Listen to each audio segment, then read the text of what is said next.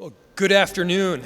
I'm thrilled to be here today in Powderhorn Park for a program and funding that is now years in the making.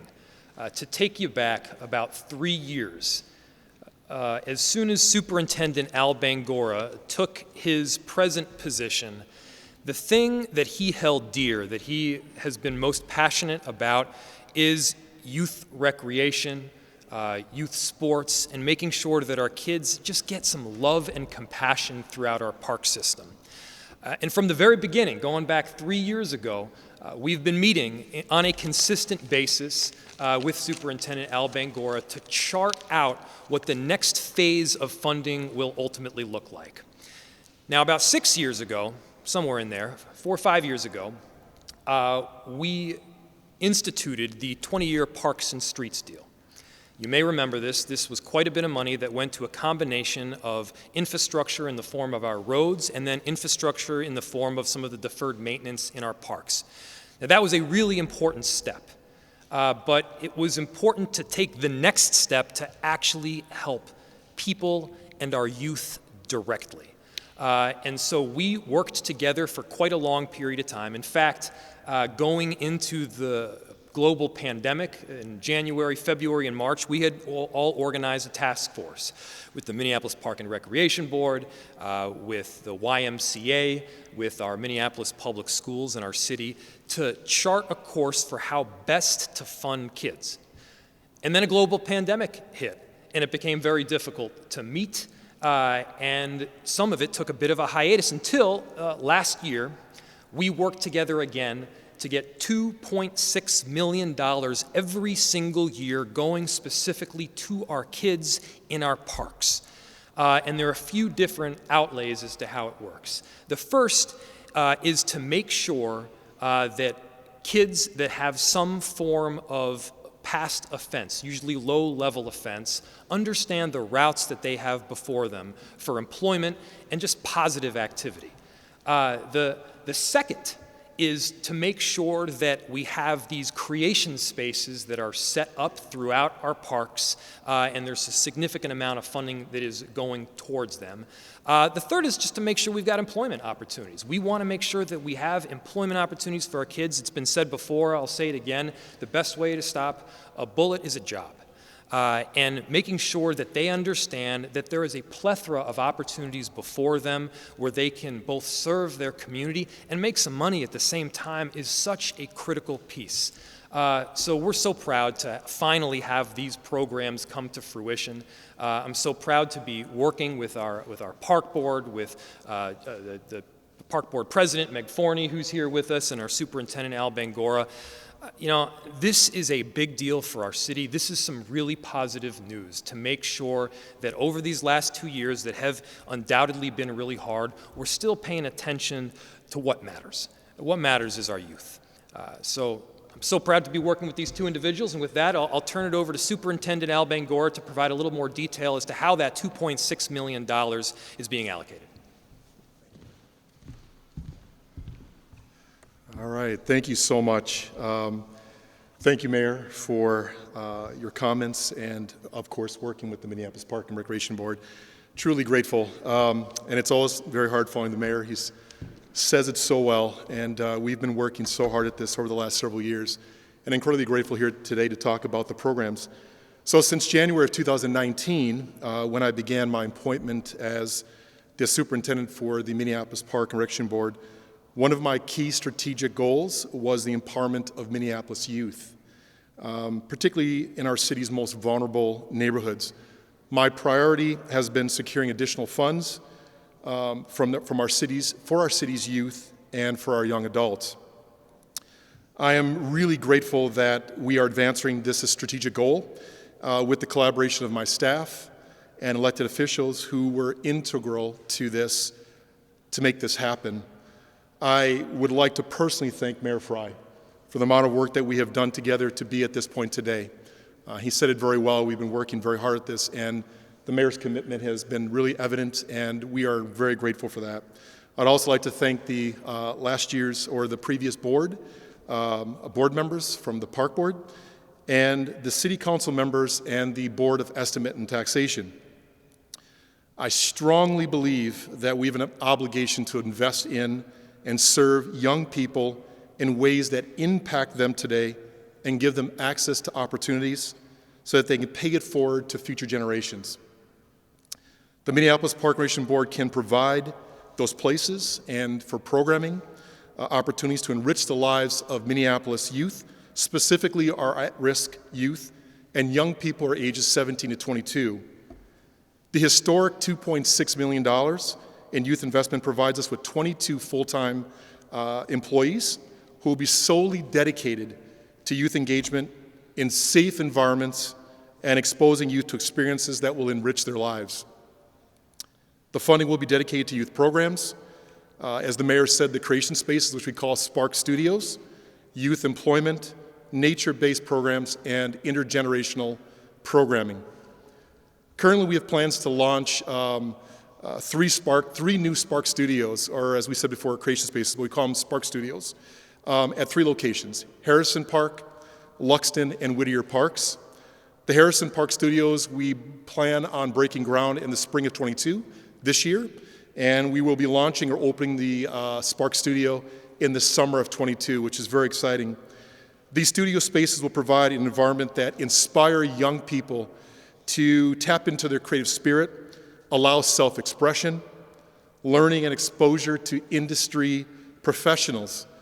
We'll be collaborating with multiple industry partners and bring the expertise around each discipline to help our youth understand the business and career opportunities behind art, technology, music, science, and innovation.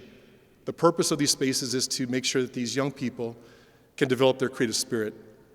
We're expanding our hiring for Teen Teamworks program and Green Jobs to develop a diverse group of community leaders through deliberate offerings that provide career exploration and pathways to full-time employment. And some other exciting news. Right now we have, of course, our 47 rec centers. They're open and providing a wide variety of winter and spring programs for youth and adults. This Thursday, March 2nd, actually tomorrow, registration opens for hundreds of summer programs at our Minneapolis parks. And some really great news, we worked on this last year, is that starting this summer programming, the MPRB is eliminating fees for youth programs and youth sports at 17 program sites across our city. And they're within our boundaries of our areas of concentrated poverty and areas of concentrated poverty where 50% or more residents of people are people of color. Those locations include Bottineau, Central Gym, East Phillips, Elliott, Farview, Falwell, Harrison, Luxton, North Commons, North Mississippi Nature Center, Painter, Peavy, Phillips, Powderhorn, Stewart, Van Cleve, and Whittier. Those participants at these parks can register for the programs at no cost, or if they choose, they can pay what they can. We also have 3 Rec Plus sites, or daycare, or Rec Plus sites, our childcare sites at Harrison, Weber, and Matthews, and they are designated as donation-based sites. We also like to give a recognition to our Youth Prize Grant and our new MPRB Youth Council. And so thanks to the generous multi-year Youth Prize Grant, we are working directly with youth to come up with solutions to make neighborhoods safer through development of a youth council, a mentor group, and increased street reach at designated parks. We've identified and recruited youth for this new youth council, and who will be advising park staff and guiding anti-violence programming and outreach to reduce youth violence and increase youth connectiveness to positive programs, activities, and resources. And another thing that we're doing, of course, which we're really excited about, our plans are underway to do a citywide opportunities that focus on North Minneapolis and Upper South.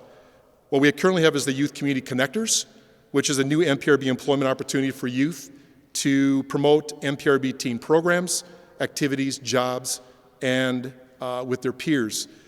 During spring break, which is coming up, we have a lot of youth that will be out in spring break.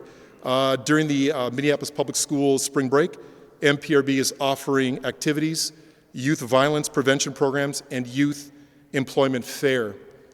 And also through our community connections, MPRB will be working with the neighborhood groups and associations to develop and offer summer programs and events at key parks without recreation centers.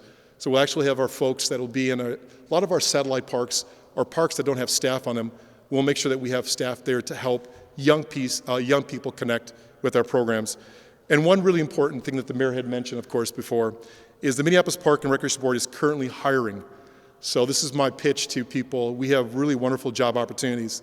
We seek really creative, nurturing employees to work with youth in a dedicated outdoor employees and care for our green spaces, our parks, and our golf courses.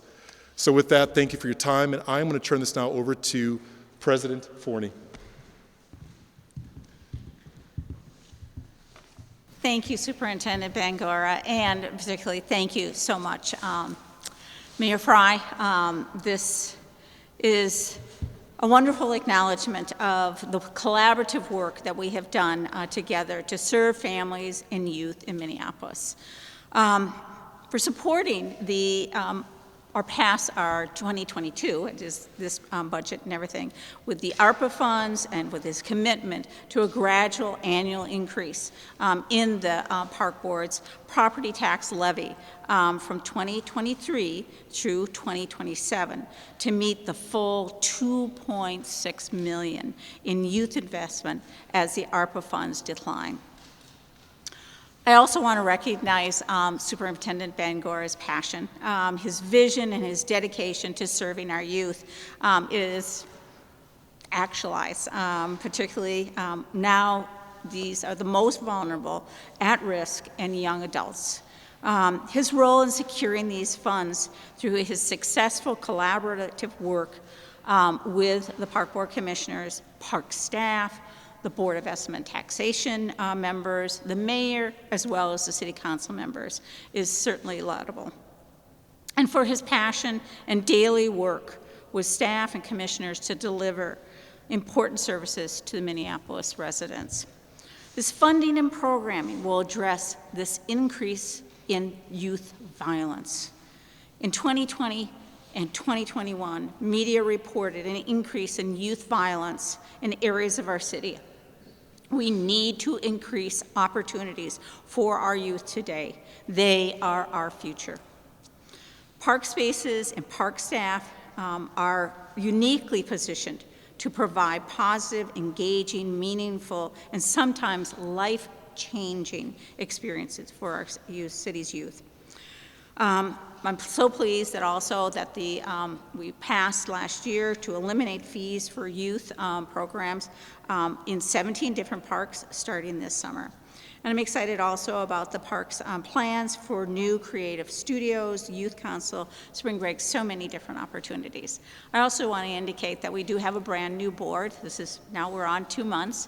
And what's really unique about this board is the fact that 7 of those commissioners out of a 9-member board they all have youth 24 and under, exactly what we are looking to aim. So these people are invested, understand the needs, the critical needs. So I'm very excited about the efforts that are happening now, and at that, I'll stand for questions from the media.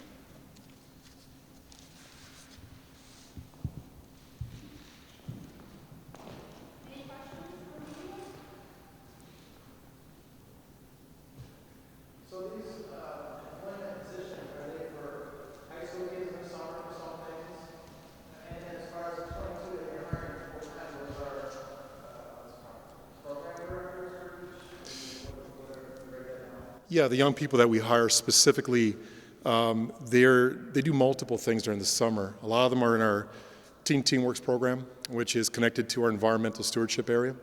So they do a lot of work around our park system.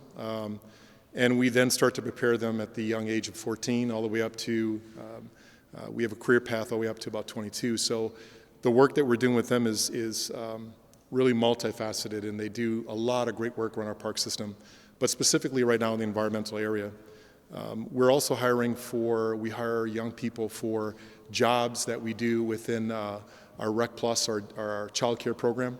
So they do a lot of work within that. But we hire we're one of the largest employers of young people, and most of them do some wonderful work not only around Teen Works, but around our park system in variety of different jobs. And your second question, I'm sorry? Yeah. Yeah, like for an example would be, we're hiring at least 12 of those are going to be in direct programming for youth, so they'll be working in a lot of our rec centers. So an example is right here at Powderhorn, we have a Spark studio at Powderhorn, Harrison, Whittier, and Luxton, for example. Those are 4 positions that we would be hiring someone full-time in that role that's going to be direct services in our creation spaces, our Spark studios. We have several that are going to be working directly in our nature-based programs. So they'll be working with our environmental crew, so we'll have a full-time person there and also a part-time person that'll be working directly with youth. We're hiring new Youth Line staff. Out of those 12 that I mentioned, 8 of those will be within Youth Line.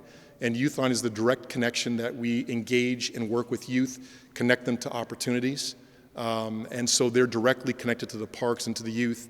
They take them on field trips to help them connect to jobs. They do wonderful programs throughout our parks. And so we're increasing the number of staff that are going to be working directly with youth.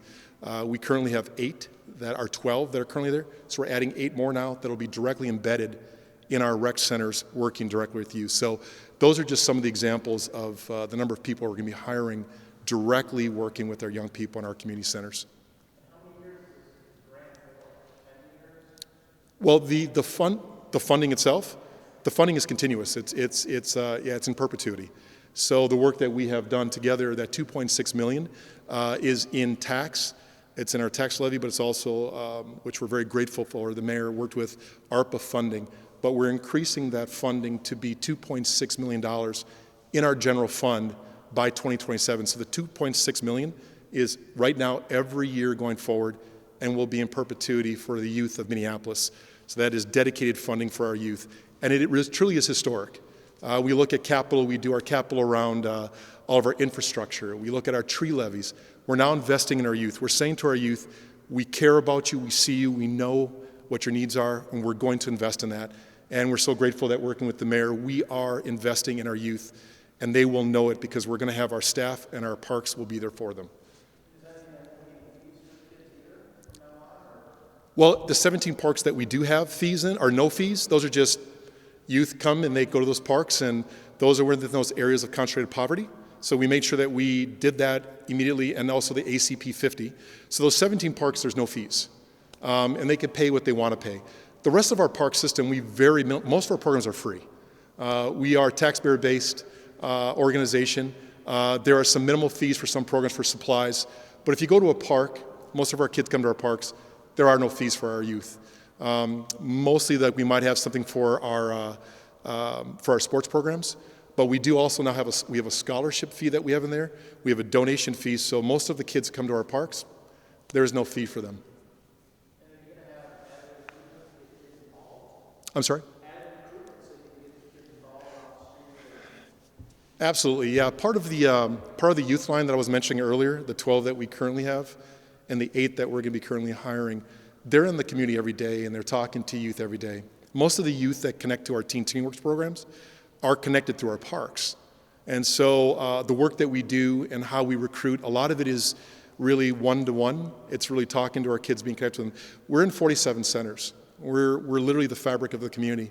We're within a 10-minute walk shed for every child and every person who lives in the city of Minneapolis, and we're proud of that.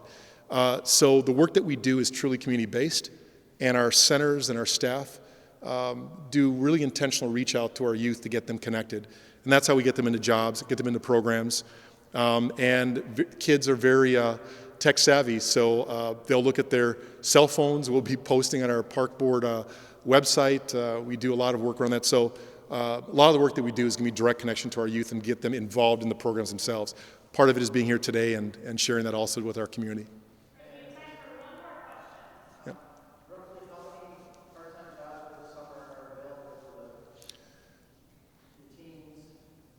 Well, we usually employ over 300 youth in our programs. And so, again, we're one of the largest employers of our youth.